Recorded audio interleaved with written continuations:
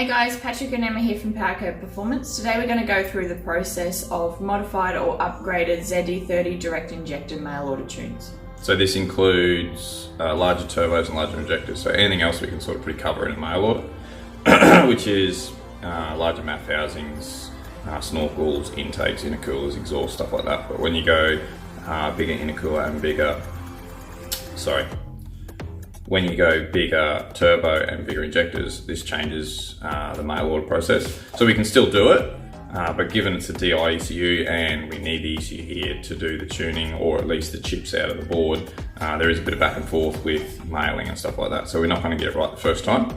As time goes on, we may get to a point where we can, but given there is 7 or 8 different ECUs and not that many people currently play with these things, it is a little bit more difficult. So how our process works is we need as much information from you as you can. So we need to know where you got the injectors from, how big they are, the turbo you're going to use, the boost you want to run, the horsepower level you expect, and we'll build a tune to suit. And then we need some feedback from you guys. So we need air fuel ratio, we need boost, we need how it drives, what it drives like, what boost control you're using, how well it comes on boost, when it comes on boost, stuff like that.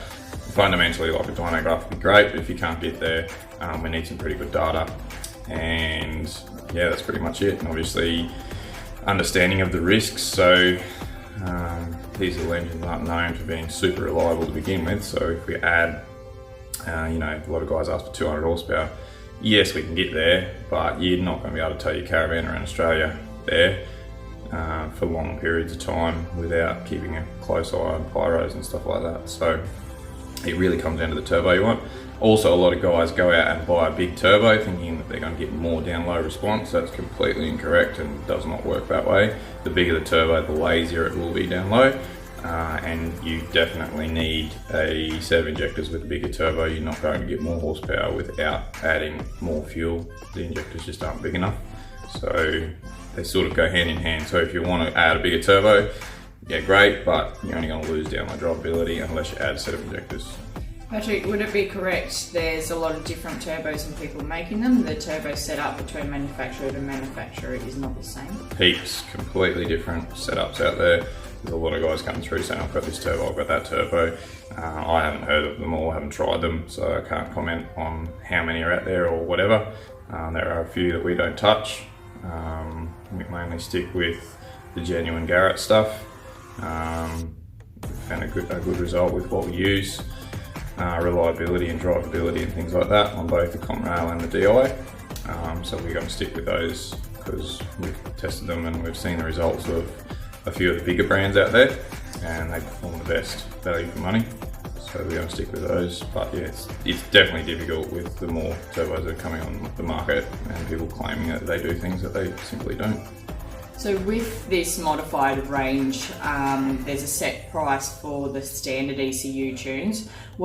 Is there any other costs involved in a modified tune? Yeah, so how we work is each alteration is $100. So the standard tune of $750 if it's a mail order. These are a lot easier done in-house and it would be just our standard flat rate of $12.95. If you have to do it mail order, which some people do, that's fine because there isn't many people around that do these things. So how we'll work is stick with the $750 mail order price to begin with.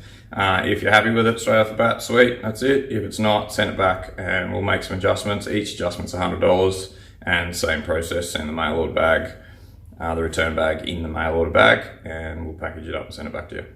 Make sure that you've heard from us before you actually post it off and that we've already sent you an invoice.